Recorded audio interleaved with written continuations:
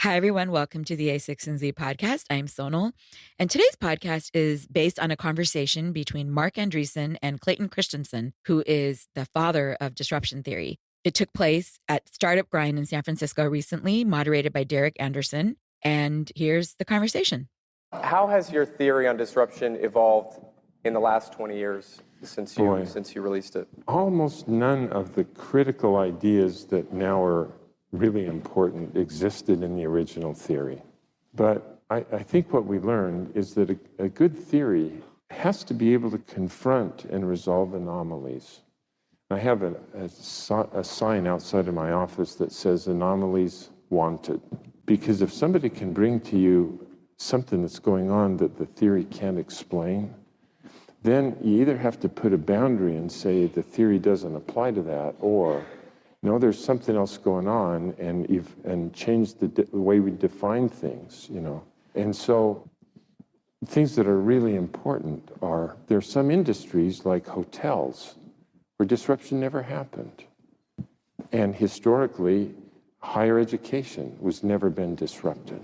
And then we realized that the trajectory of improvement in the theory is not a constant, but the rate at which innovators make good products better is a variable. And so hotels are being disrupted now because Airbnb has changed the business model. And online learning is improving at such a rapid rate that Harvard Business School is getting disrupted. And that was unconceivable a generation ago. Well, why does the theory, Marc, still have so much power with entrepreneurs and VCs in Silicon Valley 20 years later? There are people that say, hey, it's not relevant anymore. It's not, how do people here think about it? Yeah, so the way I think about it is we had algebra of business, and I described algebra of business was kind of a very straightforward theory, and this was the case when I came to the Valley. This is kind of what all the experts would tell you, is that basically if big companies are well run, then startups can't take them out. And so you want to be very scared and wary of the companies that are well run, and you basically, as an entrepreneur, you need to wait until a big company is poorly run, and then they introduce, they get arrogant and they get lazy, and that's when you attack. For us, for my generation, for me, disruption theory was sort of the equivalent of calculus. It sort of flipped a lot of the assumptions on their head, and it basically told you actually the opposite, which is the companies that get disrupted, the big companies that get disrupted are not the poorly run big companies as much as they're the well-run big companies, right? The thing that prevents a big company from adapting to disruption coming from below is that it's well-run, right? It's a big part of Clay's first book on the topic, which is it's big companies that are well-run are very focused on their current customers. They're very focused on their current customer needs. They're very focused on their current customers' ability to pay, the revenue that they'll support. They're very focused on the margins that they can get off the current customers. And it's because they're so well-run that this new thing comes up from below and looks like a toy, and they say, well, that's never going to work because all these customers that we focus on aren't interested in it. And so the gap that opens up is a gap that opens up as a result of competence, not incompetence. And out here, that was kind of a swallow the red pill kind of moment from the Matrix, which is basically the minute you wrap your head around that, you're like, oh, right. And then all of a sudden you can, just like with calculus, you can start to explain all these things that you see in business that otherwise don't make sense, right? These big, successful, important companies with all these resources and all these capabilities and all these incredibly sharp people and all the magazine covers and the whole thing, and yet they get taken apart, sometimes extremely quickly. With companies going public so much later than they used to, when does that start? At what phase do you see this with the companies you're working with, the companies you've worked with? Is it starting before they go public? Are people already starting to get disrupted? The big venture-backed companies, are they already starting to get disrupted today, or does it happen after the IPO and they, people start to get complacent? So there's this thing outside the Valley. You see this a lot in the press these days. Outside the Valley, there's this view that Silicon Valley founders, all of us, are basically arrogant and presumptuous, and a big part of the arrogance and presumptuousness is the idea that basically we're starting all these companies that are trying to disrupt all of these established industries. There is some truth to that, but the other fundamental truth that we live with every day is the companies that get disrupted the fastest are our own companies. And in fact, one of the things I find just so amazing about the Valley, and I would say both scary as an investor and entrepreneur, but also just continuously invigorating and exciting, is exactly to your point, which is our own companies that we can start to get disrupted very quickly. I think most good startups have maybe a 5-year window before they start to get locked into a pattern of doing business with a particular kind of customer. And then these disruption opportunities emerge. And as everybody here knows, the minute an opportunity like that emerges, there are other Valley entrepreneurs who will immediately attack. And so we see the theory kicking in very quickly out here. And I think it's almost in a mirror way, venture capital companies themselves become disrupted because there is so much money. Then what used to be a really interesting $5 million deal, as you get so big, $5 million just isn't worth your while. And so they become later and later private equity players, not venture capitalists, just because they have to put their money to use. Yeah. You know? Yeah, it's an interesting trend because we have a group of kind of these micro VCs, or they have these kind of $50 million funds. Some of them have stayed there, and some of them have gone upstream. And then you have people like the incubators, so like YC, who started at the really, I mean, when you talk about disruption, that model, I mean, they started with those first companies who nobody really cared about, and now look at them now with this huge fund. I mean, what, Marc, do you see, how do you work with people like that in the future? Because at some point they start competing with Andreessen for those later stage deals. They are now. Yeah. So I would say venture capital is the case is sort of this term co-opetition. And so you're sort of competing one day, cooperating the next day. I guess I'd say, general thing I'd say is it's been a revolution. Like the fact that we now have YC, the fact that we have all these accelerators, the fact that we have all these seed investors, right? It's just a much more vigorous, much more diverse environment, both in terms of funding sources and then just in terms of the raw number of startups that get picked. And so, kind of to Clay's point, we find ourselves in some cases making investments now as small as $100,000, in some cases as big as $100 million. I enjoy it. I think it's great for the Valley. It requires everybody to continuously adapt, but I think it's what's keeping the Valley so vigorous. Marc said something I want to build upon. That is, part of my hope has been that if you have a theory that is useful and it describes a piece of how the world works, and if smart people understand the theory, they won't fail nearly as often. And when you look at it in that way, historically, the way we have built companies was trial and error, and is a very inefficient way of starting new businesses. And what you see is the funds or the companies that you start are smart people. You teach them the theory, but that creates its own problems, doesn't it? Because, geez, if everybody does everything right, then it creates the opportunity for the next wave of disruption. Yeah, that's right. Because historically, you succeeded because of their not understanding. They had to win by trial and error. That was easy to catch. Yeah. Right. Now, if they do everything right, what you ought to do is you should quit and become a professor at the Harvard Business School. Is that right? Because what I mean, I just have to talk. I don't have to do anything. Right? You have to do stuff. Yeah. Do you think they let me in? Anybody would love to have you. When the market and the climate, that you can kind of feel this little bit of a cloud from what has been this like huge party the last 2 years and kind of over the top at times. When the market starts to turn, when people start to get nervous about things, the venture capital, the valuations are down in Q4 when they've been up, for the last couple of years. So what happens? Is this a time where big companies, as they look back right now, if they look back 3 or 4 years in the future, is this when they're getting disrupted? Or is this where, when the bigger companies or even the startups, is this where they really buckle down and figure it out right now? Historically, what's happened? Can I give a hypothesis for Marc to shut down if this is wrong? The reason why I wanted to talk about the capitalist dilemma is that, in fact, there is capital everywhere. And the cost of capital is, everybody would say that our return to capital is 15% or whatever. That's what we aspire to. The reality is the return to venture capital over the last 10 years overall has been nearly zero.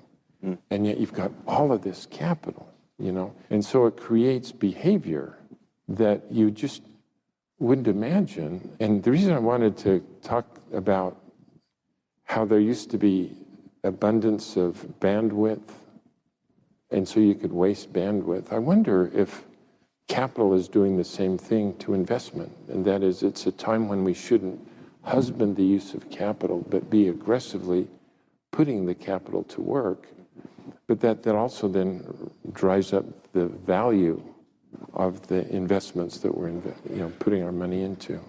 I think that's right. So I think we can talk about what's happening specifically in the Valley, but there is a broader point that Clay's bringing up, which I think is important to understand, which is we all want to talk about tech and we all want to talk about venture capital, but the total amount of money going into all the tech companies, all the unicorns, is on the order of $50 billion a year, which is a large amount of money from an absolute standpoint, right, in terms of just how we think about money day to day. It's a very, very small amount of money from a global context. And so I'll just give you one example of how to think about that, two examples how to think about that. So one is about $50 billion going into high tech. This year alone, more than $1 trillion will be distributed from just the U.S.'s 500 biggest companies. Just the S&P 500 will distribute more than $1 trillion of cash back to their shareholders, right? Which is, so those of you who are math majors, 20 times more money is going to come out of big established companies than is going to go into startups, right? And so to me, the real question, the macro question, is not what happens with the $50 billion that goes into startups. The real question is what happens to the $950 billion that doesn't, and where does that go? The other macro fact that you can look at that helps explain this, I think, is, right, globally there's a lot more money in debt than there is in equity. Global bond markets are much, much bigger than the global equity markets. Globally, there's $6 trillion of bonds that are returning negative yield. And so there's $6 trillion worth of money in financial instruments in the world where you have to pay for the privilege of owning them, right? You not only don't get any money, you have to pay to own them, right? And again, I just compare $50 billion into startups versus $6 trillion where you have to pay to own a bond. And so I think the critical crisis in the economy at large is not that the unicorns are overvalued. The critical crisis in the economy at large is that there aren't enough unicorns. And then to Clay's point, big companies, I totally agree with him, are not being nearly aggressive enough at investing for the future, because what the markets are telling us is, exactly to your point, capital is abundant, opportunity is scarce. Well, historically, there were about 10 companies every year that mattered in the Valley. Now we have about 100 companies, more than 100 companies valued at over $1 billion. Yeah. Have we gotten smarter people involved? Steve Case says that, founder of AOL, says that 50 years ago, everyone smart went into government, and today everyone that's smart is going into startups. Is this the case? Have we just widened the pool? Have we opened it? Or have we been fooled by some of these companies that just, with the access of capital? I think on average, it's very exciting to be here. And I think that we teach marketing wrong at the business schools, because when we want to know whether there's a growth opportunity, we look at the numbers about how many products are being sold and what's that trajectory up market. But what's really interesting is all of the non-consumption that's going on, because nobody has yet made it so affordable and accessible that even more people have access to it. So take, for example, the boring business of management, and we're trying to teach people how to be managers, How many people can actually go to the Harvard Business School, or there's a school out here?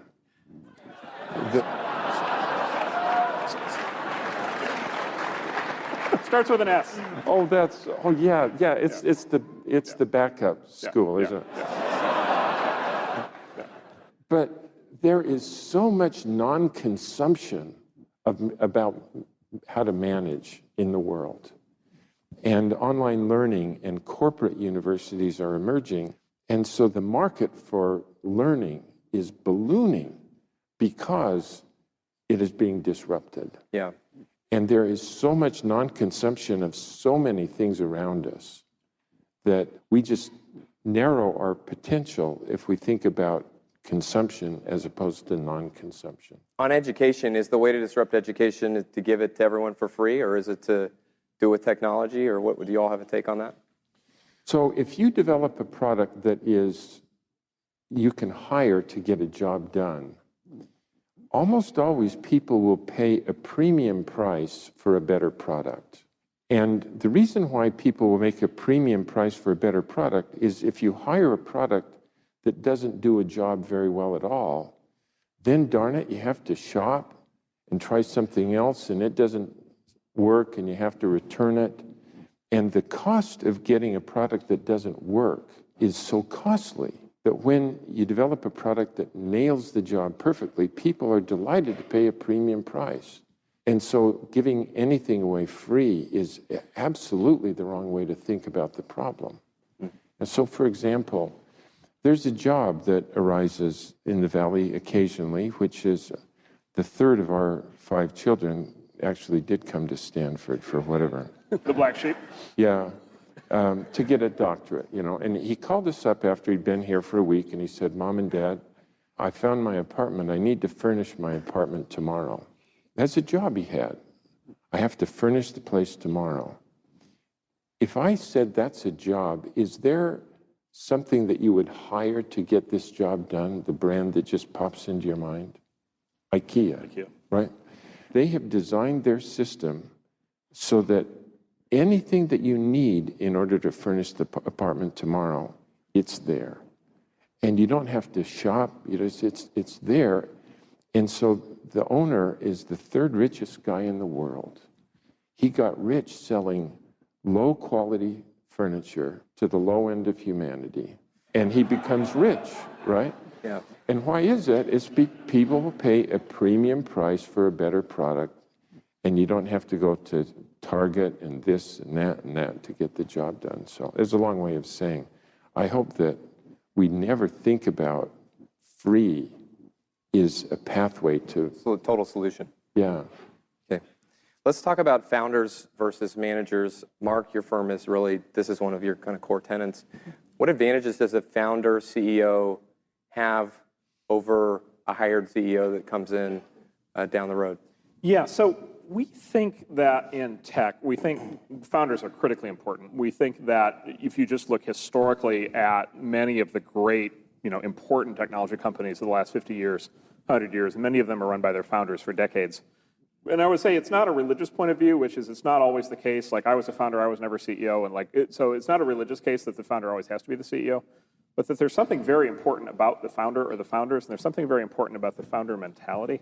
And a lot of it has to do with disruption. A lot of it has to do with responding to disruption. And so, in particular, I would say there's this cliche of founders that a lot of people believe or used to believe, which is that founders are too stubborn and founders get too locked into their original idea and they can't adapt as times change.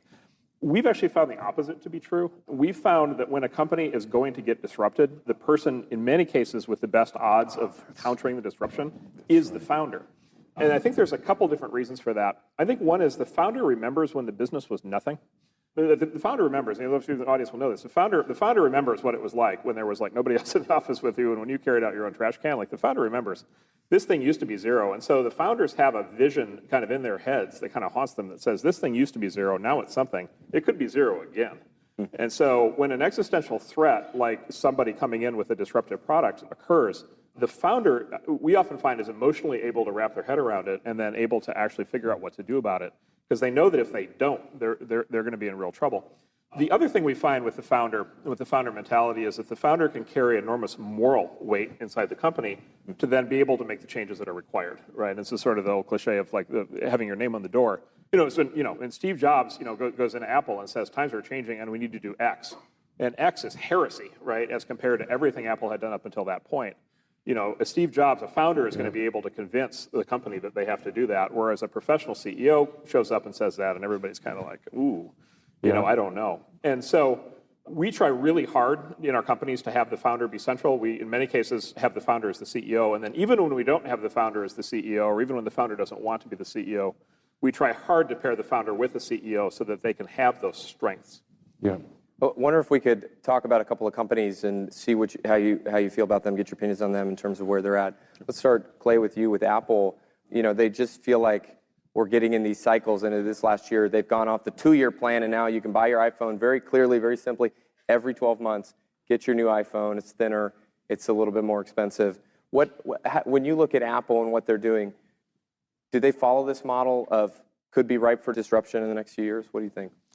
My wife calls me the Jewish mother of business, because the Jewish mother is always worried about everything, regardless of how well it's running, So I worry about Apple. What I admire about Jobs and his legacy is that he did his research in front of a mirror. And if I have a need in my life, and there isn't something I could hire to get that job done, I bet you that job arises in lots of people's lives. And I worry that Apple can easily lose that and do their research by looking outside and not understanding the essence of what the job has to be, you know. So historically, they've been very disruptive at every step in the way, you know, in ways that I didn't even see myself coming. But now I see modularity coming at the bottom of the market and accelerating the development cadence, you know. Gosh, if you guys will pray for the Harvard Business School, I'll pray for Apple. Sure, we'd be happy to do that. I'm going to have to think about that for a few minutes before you comment. Before I agree. Marc, what would you do to fix Twitter? What do you think needs to be done at Twitter? That is an interesting question. So let me start by saying there's a lot that's going right at Twitter, and I think, let me say, it's a sign of the times. It's a sign of the times that we have a company in the Valley that's 10 years old that's doing $3 billion in revenue and has 300 million active users, and everybody's like, wow, they suck.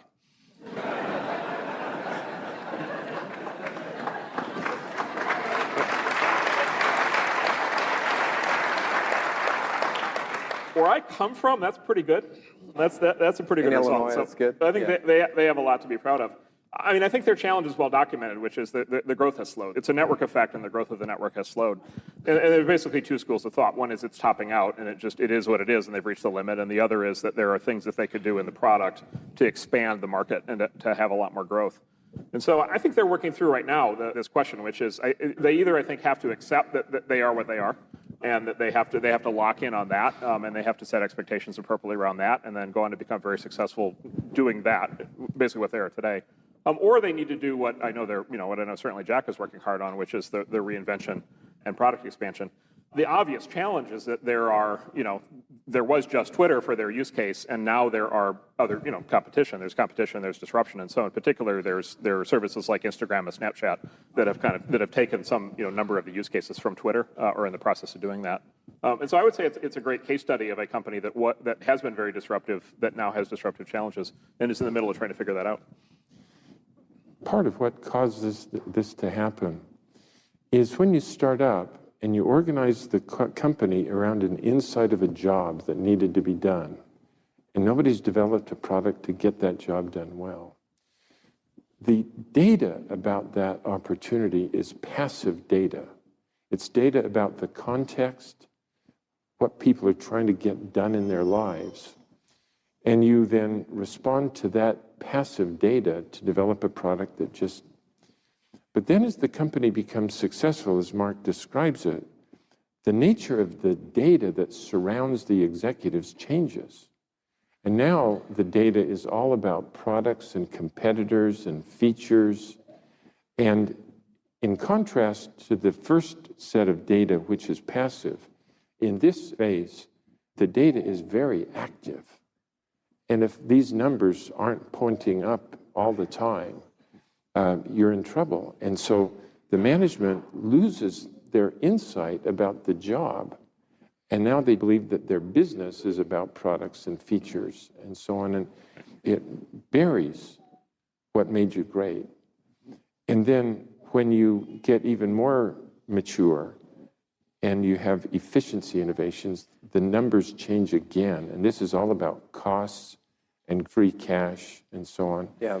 And that's a different language than these other two. And what you got to do is somehow put out all of that noise in the data and come back and figure out there's a lot of non-consumption. And, how could we do the job better? And so you should never say no, but if they go in that direction, following the numbers, they'll be finished very fast. Alphabet reported that they spent $3.6 billion on moonshot ideas last year. That's almost double from the year before. Certainly a unique position with the founders there. Should they be investing internally like this? Is this a good way to avoid disruption? Do you think they should just be buying more startups? What do you think? Well, what they need is not more technologies or more products. They need more business models that are new, because this doesn't make a difference until it's this. The worst place in the world to create a new business model is within the old business model. And even a company as capable as them they, I think, stop short. They have a great product, and then they try to find a business model to stick it in. And investing in what are new business models that we could create, that's where growth will come from. Otherwise, it is what we would call sustaining innovations that don't, lots of innovation, but not much growth. Certainly wouldn't argue with that. I think it's very exciting, though, that we have a company and we have a CEO in Larry Page who's willing to buck that entirely. That's right. And willing to go full throttle into new areas and has the business, has the resources to be able to do that. I'll just give you, I mean, this is sort of here's a way to think about it. We think a lot about it from a product lens because we see the self-driving car and all this stuff, and it's all very impressive. There's a financial way of looking at it, which is Google's sitting on how much cash they've got, probably 60 or 70 billion dollars of cash. They've got 60, 70 billion dollars worth of cash that's piled up from just running their business, and they probably generate another, I don't know, 15 or 20 billion a year just by running their search business. And so by default, that cash either sits in their bank account returning 0% interest or negative interest, or that cash gets distributed back to their shareholders who turn around and invest it in these negative yield bonds. And pay for the privilege to own it. And so, you know, to be able to take 3.6 billion a year, for example, out of the 15 or 20 that they're generating and be able to put it into these moonshots that may return zero, but by the way, that money was going to return zero anyway, right? Or may return, right, may build a giant, you know, a giant new self-driving car business or a giant new satellite business or whatever it's going to be. You know, if they get 1 or 2 or 3 of these moonshots to pay off, the total return on their capital will be so much higher, right, than how any of the big established companies that are being more responsible can return. And so as an Alphabet shareholder, I think you have to feel pretty good about that. Yeah. Clay, a few years ago, you wrote a book called How to Measure Your Life. Personally, it's had a huge impact on my life, where it basically outlines this theory and these tactics behind not getting divorced, kids not hating you, and not going to jail. Where did you come up with this? And, you know, why did you put this out? Going back to something Marc said, what causes disruption to occur is not incompetence. It is you do everything right. And because you do everything right, you get killed. And nobody intended to get killed. But because they did what they thought were the right thing, it killed them. And I look at my students who graduate every year. Not a single one of them has a strategy to go out and get divorced, right, or to raise kids that hate their guts, you know. And yet, a shocking number of our graduating students actually implement that strategy that they did not intend to pursue. And so what is it that causes them to do what they would not want to happen, you know? And it turns out that it's the very same causal mechanism, and that is, I invest in things that pay off fast. So if you are the kind of person who has a high need for achievement, and that includes at least 100% of us, right?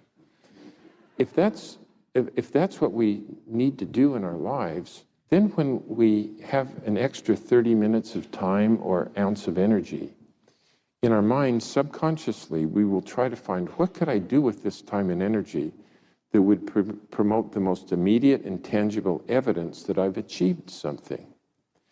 And our careers provide tangible and immediate evidence of achievement every day. We close a deal, we ship a product, we get promoted, we get paid, and our careers are just filled with tangible, immediate evidence of achievement. On the other hand, when we go home, it's very hard to see achievement, frankly. Our children misbehave every day. You know, the house gets messy every day. And so when we have a choice about how do we spend this extra ounce of time and energy, unconsciously, we invest our time and energy where we get the immediate return, and that's not at home. And we don't intend to invest in things that, because money doesn't bring happiness. It's just, we know that, right? And yet we do it, but it's because the way we allocate our time and energy, driven by this achievement. So just understand, for me, understanding that that's what happens, then I might be able to deal with it in a more productive way. you know. So I'll just give you one example, but that's really what motivated my writing the book. So when I got my MBA, I got a job with the Boston Consulting Group.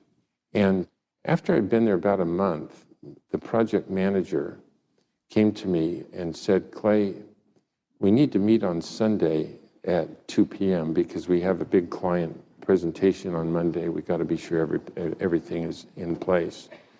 And I said, oh gosh, Mike, I forgot to tell you, I'm a religious guy, and I just made a commitment that I wouldn't work on Sunday. And he just went bonkers. And everybody here works on Sunday. And I said, well, I made a commitment that I wouldn't.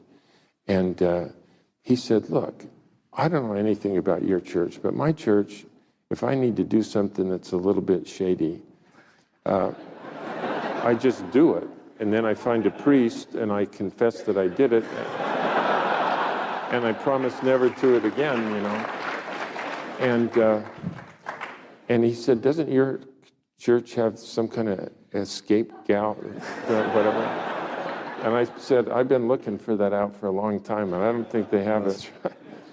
And so I said, I can't do it, I'm sorry. Anyway, so he blustered away. And an hour later, he came back and he said, look, Clay, I talked to everybody. It's fine. We'll meet on Saturday at 2 p.m. And I said, oh, man, I forgot to tell you. I made a commitment to my wife that I wouldn't work on Saturday. Mike was just even more bonkers about it. And he said, look, Clay, whatever commitments you made to your wife on about Saturday, just this once, in this particular extenuating circumstance, isn't going to be okay to do it just this once? And I said, Mike, I am not on this earth to make the partners at BCG to become richer. You know, I really want to be a good husband and a good father. And if I spend my Saturdays here at BCG, I will be implementing a strategy that I don't intend to pursue. And he was really mad at that. And so then he came back an hour later and he said, look, I talked to the team. Do you happen to work on Friday, perchance? It turns out that that decision is one of the most important decisions I ever made, because it turns out that my whole life has been filled with an unending stream of extenuating circumstances. And if I had said just this once, the next time it occurred and the next time, you know, it's easier and easier. And I decided that it is easier to hold to our principles 100% of the time than it is 98% of the time. And we, so anyway, that's why I wrote the book. Marc and Clay, thank you very much for being here. Thanks, everybody.